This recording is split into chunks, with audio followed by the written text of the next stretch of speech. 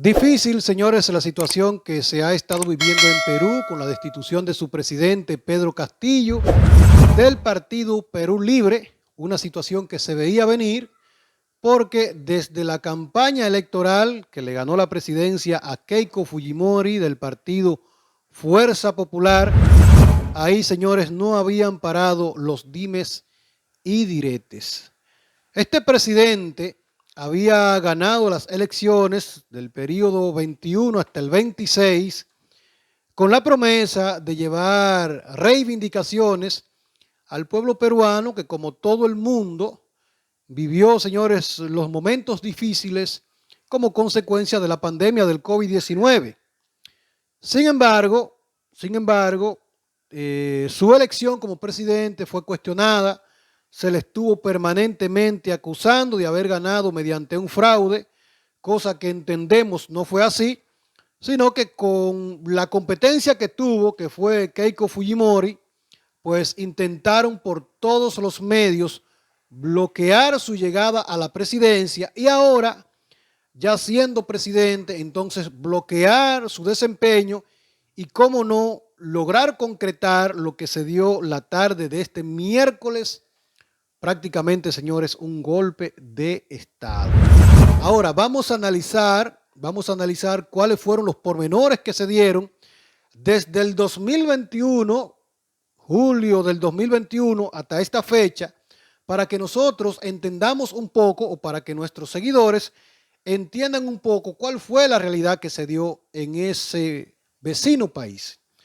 Fíjense, Pedro Castillo, como le decía, ganó la presidencia en unas elecciones muy reñidas, en donde él ganó la presidencia, pero perdió prácticamente todo el parlamento.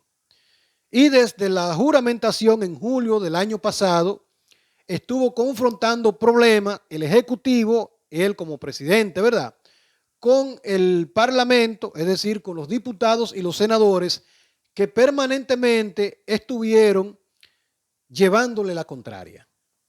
A tal extremo que las promesas de campaña que hizo Pedro Castillo no llegó a concretarla, trayendo como consecuencia que él se distrajera en asuntos legales, en interpretaciones de leyes, y en ese sentido no sacó tiempo para resolver los problemas por los cuales la población en sentido general votó por él.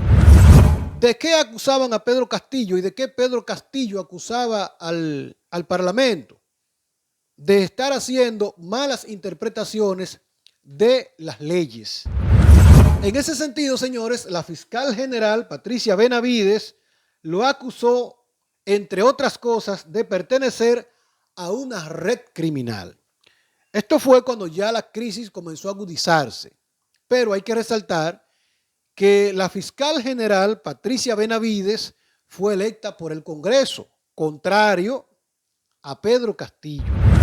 El primer ministro Aníbal Torres intentó presentar entonces ante el Parlamento una propuesta legislativa que en Perú se conoce como una cuestión de confianza. ¿Y qué es la moción de una cuestión de confianza? Bueno, aparentemente en la legislatura peruana se contempla que si no hay una buena relación entre el Parlamento y el Ejecutivo, se puede llegar a un estado de desconfianza en donde el Parlamento no confíe en el presidente y en donde el presidente no confíe en su Parlamento, es decir, en sus senadores. Y en ese sentido, entonces, el presidente quiera gobernar a espalda de lo que establezcan las leyes emanadas, obviamente, de ese Parlamento. Pero ¿qué sucede? Que ese intento de sometimiento, de cuestión de confianza que se quiso hacer ante el Parlamento peruano por parte del primer ministro, tenía dos connotaciones. La primera, que si el Parlamento se la rechazaba, el primer ministro tenía que renunciar. Y tenían también que renunciar todos los funcionarios, o sea, todos los ministros del Poder Ejecutivo, es decir, los que había electo el presidente. Pero si el primer ministro sometía en una segunda ocasión la cuestión de confianza y el Parlamento nueva vez se lo negaba, entonces era el Parlamento que debía renunciar. En ese sentido, cuando el primer ministro Aníbal Torres hizo el sometimiento de la cuestión de confianza, el Parlamento lo que hizo que la engavetó. Y en ese sentido, el presidente entonces tuvo que acudir a los medios de prensa internacionales para iniciar una campaña de descrédito en contra del Parlamento peruano. Yo no sé si alguno de ustedes vio en algún momento dado un video que se hizo viral del presidente Pedro Castillo, en donde él confundió la capital de Perú con la capital chilena. Y eso sirvió, señores, para que le hicieran un ataque generalizado tanto en la prensa peruana como en los medios de comunicación internacional, buscando desacreditar la figura del presidente. Eso se dio en el marco de una lucha, por así decirlo, de titanes entre el Parlamento peruano y el presidente, que buscaban permanentemente desacreditarse. El presidente desacreditar al Parlamento y el Parlamento, obviamente, desacreditar al presidente. Es por eso que la fiscal general, como yo le dije anteriormente, Patricia Benavides, lo acusó a él de pertenecer a una red criminal. Pero resulta que esa fiscal fue electa nada más y nada menos por ese Parlamento. Y esa acusación también se vio como parte de esa lucha interna que había entre el Parlamento peruano y el presidente de ese país. El archivo del Parlamento de la cuestión de confianza trajo entonces como consecuencia que el presidente hiciera lo que intentó hacer la tarde de este miércoles. ¿Cuál fue?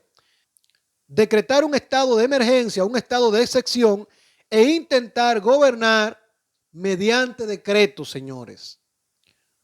¿Cuál fue la reacción del Parlamento peruano ante una lucha de titanes, por así decirlo? Dar un golpe de estado, no reconocer la figura del presidente, declararlo ilegítimo, y ya ustedes vieron lo que sucedió, que en menos de 2 o 3 horas eligieron una presidenta, la juramentaron y todo se hizo a la carrera. Hay que preguntarse entonces si el partido Fuerza Popular de Perú, de Keiko Fujimori, estaría detrás de todo esto. Uno tiene que preguntarse eso desde aquí, desde República Dominicana, como observador, ¿verdad? Como intentando uno analizar la situación que se ha estado dando con ese país. Porque ahí lo que se ve que ha habido una lucha entre el Ejecutivo y el Parlamento, y aparentemente el presidente ha llevado la de perder. ¿Por qué ha llevado la de perder el presidente Pedro Castillo? Porque para hacer lo que él hizo la tarde de este miércoles, él necesitaba el apoyo de las Fuerzas Armadas de ese país. Y aparentemente las Fuerzas Armadas decidieron brindar su apoyo al Parlamento. Fue por eso que lo apresaron, que pudiera ser sometido a la acción de la justicia, y ya ustedes han visto cómo se ha dado la cosa en ese vecino país. Uno espera la intervención internacional, pero también uno se asombra cuando uno escucha que potencias como Estados Unidos han tomado partida en favor del Parlamento, lo que significa que prácticamente el presidente Pedro Castillo se ha quedado solo en esta situación.